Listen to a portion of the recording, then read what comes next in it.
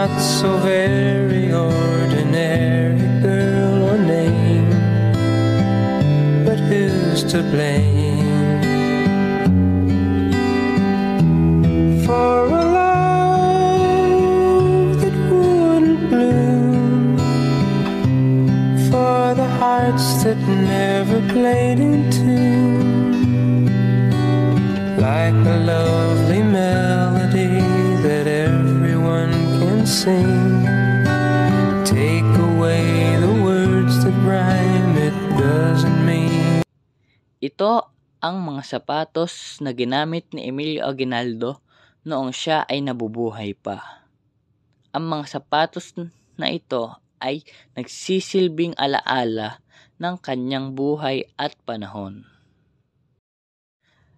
At ang mga tungkod ni Emilio Aguinaldo ay naging primaryang batis dahil ang mga ito ay tunay na pagmamay-ari ni Emilio Aguinaldo.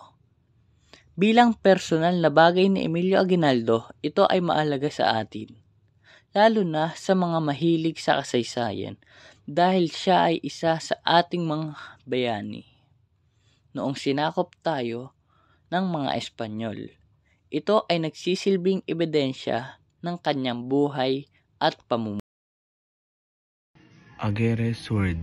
Ito ay nakuha mula kay Spanish General Ernesto Aguirre sa labanan ng Imus noong 1896 bilang gintong tropeyo ng mga Pilipino.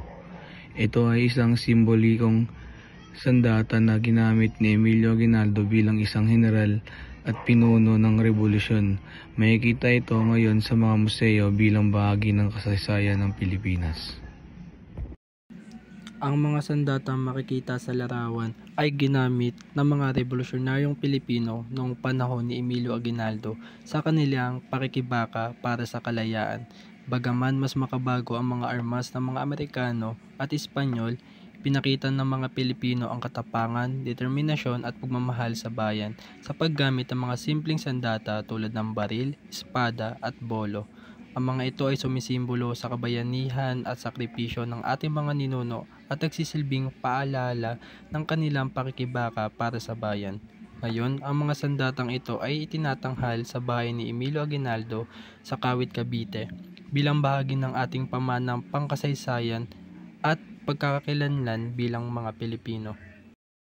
Ang mga cufflinks pin ay pangunahing ginagamit noong kanyang panahon bilang mga praktikal na kagamitan sa pananamit. Ang cufflinks pin ay nilalagay rin sa pangilalim ng manggas. Ginagamit rin ito para isara ang mga manggas na sa kamiseta. Ang mga pin naman ay ginagamit para ikabit ang kwelyo o iba pang bahagi ng kasuotan sa kanyang formal na uniformeng damit. Ang cufflink pin ay pinagmamay-ari ni Emilio Aguinaldo na ipinapakita bilang mga historic artifact sa Aguinaldo Shrine sa Kawit, Cavite.